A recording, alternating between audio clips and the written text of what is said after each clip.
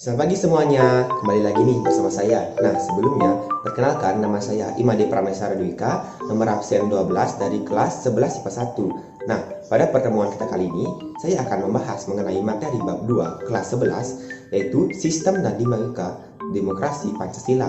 Nah, bagaimana pembahasannya? Simak video berikut.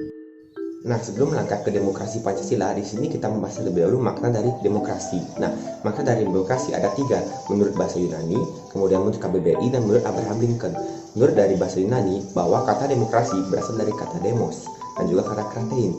Demos yang berarti rakyat, sedangkan kratein yang berarti pemerintahan, jadi pemerintahan rakyat. Kemudian yang kedua, menurut KBBI, bahwa demokrasi adalah sistem politik berupa pemerintahan rakyat. Nah, yang ketiga, menurut Abraham Lincoln, bahwa arti demokrasi yaitu pemerintahan dari rakyat, oleh rakyat, untuk rakyat. Jadi, hak terbesar berada di dalam rakyat. Selain dari makna demokrasi, ada pula prinsip demokrasi. Prinsip-prinsip demokrasi menurut Henry B. Mayo ada 6 prinsip nih. Yang pertama, menyelesaikan perselisihan secara damai, kemudian terciptanya perubahan secara damai, memilih pemimpin secara teratur, kemudian pembatasan kekerasan, kemudian mengakui keanekaragaman, serta yang terakhir menegakkan keadilan. Baiklah, kita lanjut ke materi yang kedua mengenai dinamika demokrasi Pancasila. Teman-teman pasti tahu kan apa itu demokrasi Pancasila? Nah, sebelumnya di Indonesia sendiri diterapkan demokrasi Pancasila didasarkan pada sila keempat. Nah, pasti teman-teman tahu apa isi dari sila keempat. Nah, saya akan menjelaskan bahwa demokrasi Pancasila merupakan suatu demokrasi yang mengutamakan musyawarah mufakat atau mengandung 3 nilai utama, yaitu kerakyatan, permusyawaratan, serta kebijaksanaan. Nah, selain itu ada 10 pilar atau 10 prinsip yang membangun suatu demokrasi Pancasila. Yang pertama, demokrasi yang berketuhanan yang Maha Esa. Yang kedua, demokrasi dengan kecerdasan. Yang ketiga, demokrasi dengan kedaulatan rakyat. Yang keempat, demokrasi dengan rule of law, artinya ada 4 aturan, yaitu melindungi keadilan, kepastian hukum, dan kepentingan hukum. Yang kelima, ada demokrasi dengan pemisahan kekuasaan negara. Yang keenam, demokrasi dengan hak asasi manusia atau melindungi hak manusia.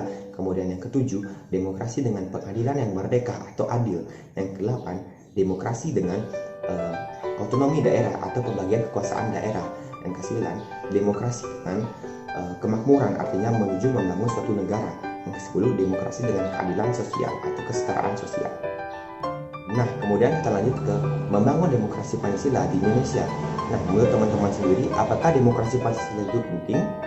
Nah, demokrasi Pancasila sangatlah penting karena dapat memberikan kita keterikatan dan 5 makna. Nah, apa sih 5 makna tersebut? Nah, 5 makna tersebut yang pertama ialah persamaan kedudukan di muka hukum. Kemudian yang kedua yaitu berpartisipasi dalam pembuatan keputusan. Kemudian yang ketiga, distribusi pendapatan secara adil. Dan yang terakhir yaitu kebebasan yang bertanggung jawab. Nah, selain dari materi yang saya jelaskan di atas, ada pula beberapa sikap yang harus kita dukung untuk membangun demokrasi Pancasila. Nah, yang pertama, selalu menggunakan sikap sesuai dengan aturan dan juga akal sehat. Kemudian yang kedua, yaitu menggunakan sikap secara damai tanpa adanya kekerasan.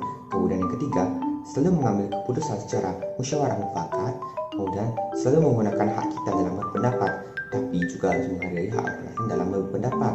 Kemudian yang terakhir, selalu menggunakan suatu kritikan yang bersifat membangun. Nah, selain itu pula, kita harus juga melaksanakan sifat-sifat ini dalam kehidupan kita sehari-hari. Seperti dalam keluarga, contohnya seperti tidak memaksakan kehendak orang lain atau kehendak anggota keluarga yang lain. Kemudian dalam suatu sekolah, misalnya kita selalu ikut dalam kerja bakti dan sosialisasi dalam sekolah tersebut. Kemudian yang ketiga, dalam bermasyarakat, kita juga harus ikut serta dalam pemilihan seperti Karang Taruna, pemilihan RT RW, dan juga kerja bakti. Dan terakhir, dalam berbangsa dan negara, kita juga harus ikut dalam proses melancarkan pemilihan umum atau pemilihan anggota-anggota dewan dan juga hal-hal lain. Baiklah, sebelum saya akhiri, nah selama proses pembelajaran ini dapat saya simpulkan atau memberikan pesan moral bahwa kita sebagai bangsa dan negara ataupun kita sebagai siswa harus selalu melestarikan namanya demokrasi Pancasila, karena leluhur kita telah menciptakan demokrasi ini melalui banyak proses atau banyak peristiwa. Nah, kita sebagai siswa atau sebagai orang yang akan meneruskannya untuk selalu melestarikan, menjaga demokrasi Pancasila, yaitu dengan cara menerapkan contoh sikap-sikap atau contoh-contoh sikap yang dapat mendukung terjadinya demokrasi Pancasila tersebut, seperti sikap keluarga, mengenai sekolah, bermasyarakat, agar nantinya cucu dan kita dapat menerima demokrasi ini secara utuh.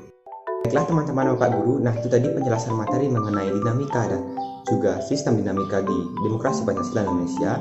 Nah, saya ucapkan terima kasih atas perhatiannya. Nah, untuk mengakhiri, saya ucapkan selamat siang dan terima kasih. Bye-bye.